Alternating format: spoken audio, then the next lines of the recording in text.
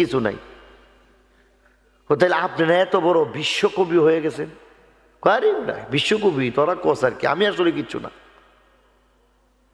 এরপরে উনি বলছেন কি, মনে করো একটা সাগর, আর এই সাগর থেকে আমি অনেক অনেক দূরে কোনো এক জায়গায় চরের মধ্যে বসা, আর ওই সাগরের পাড়ের কিছু বাতাস আমার কাছে আমার গায়ে আয়া লাগছে।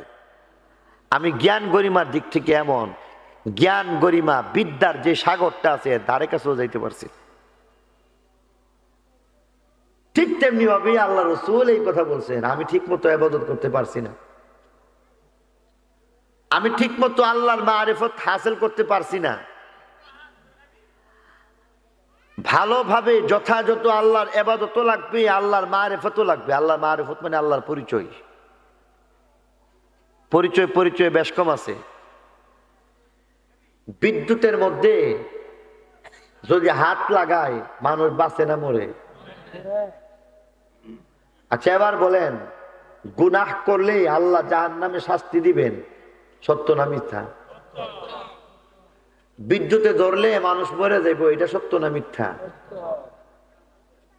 এখন দেখেন বিদ্যুৎ, এটার মধ্যে কেউ কোনোদিন হাত দেয় কেন?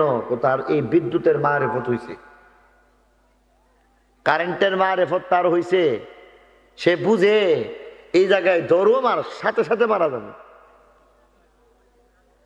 কিন্তু আমি নামাজ ছাইরা দিলে জাহান্নামের আগুনে গিয়া যে জ্বলতে হইব, এই বিদ্যুতের যে মারিফত হইছে এটা আমার নাই। বিদ্যুতে কেউ কোনোদিন ধরে লেছে হুজুর?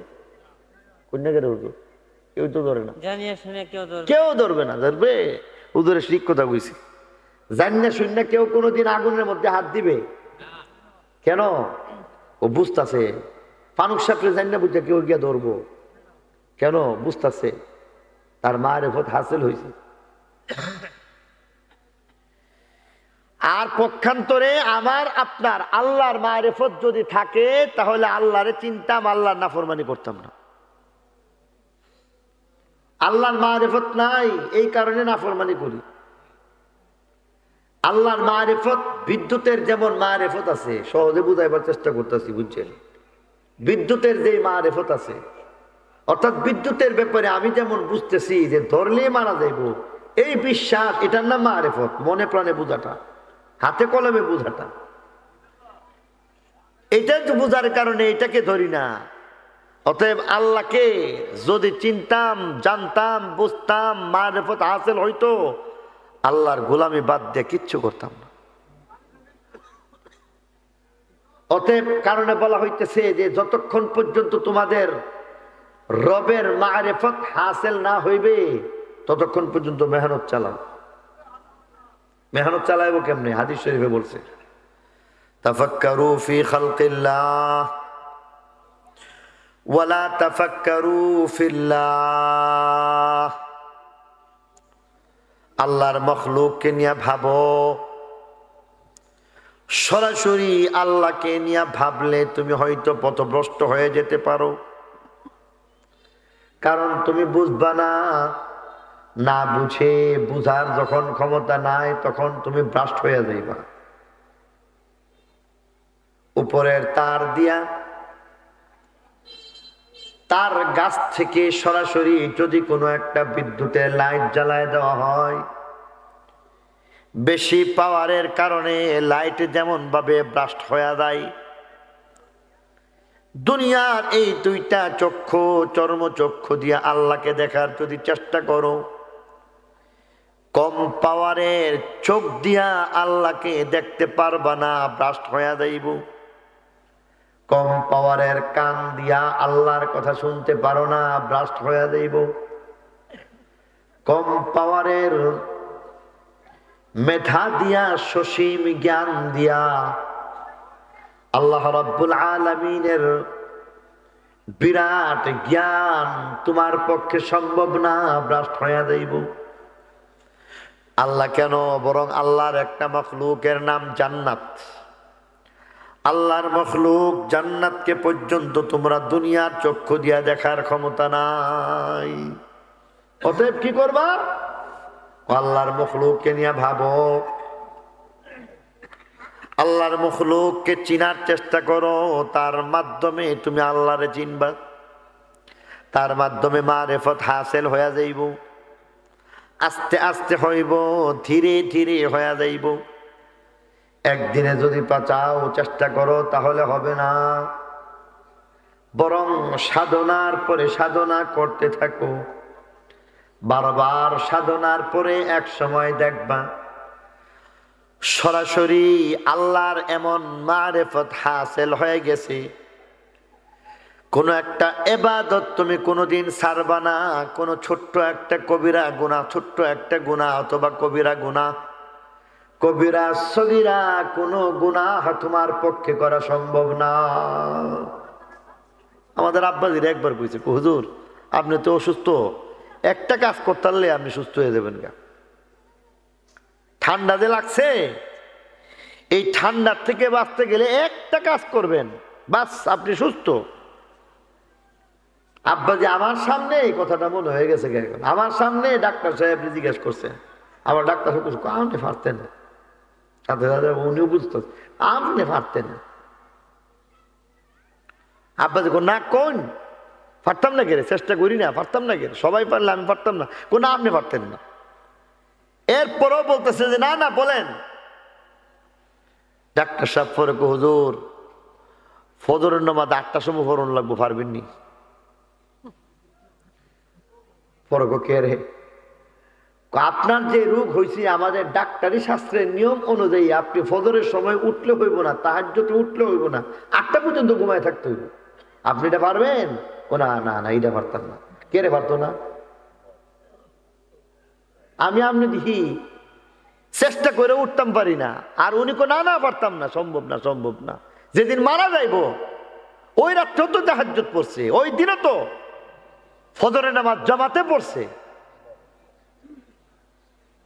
আর আমি আর আপনি সামান্য বাহানা দিই। আর বেয়াদবি মাফ করবেন, আমাদের তো অবস্থা আমল খারাপ। আমরা কত তাবিল করতেছি, মাসালার ফাঁক ফুকর তালাশ করতেছি। আমরা মাসালার ফাঁক ফুকর তালাশ করে অনেক সময় জামাত বাদ দেই। কেমনে? সফরের মধ্যে আল্লাহ তাআলা অনেক জিনিস রুখসতের উপর আমল করতে বলছে।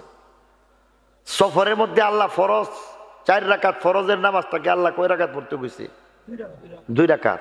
যেখানে ফরজই 2 রাকাত, সেখানে জামাতের ব্যাপারেও শিথিলতা আছে না নাই? এই কারণে অনেক সময় আমরা কই যে না সফর, এই সফরের মধ্যে গাড়ি ঘোড়ার সমস্যা আছে, মাসালা সহি, কিন্তু এটা কোন একজন আশিকে মাওলার কাজ হইতে পারে।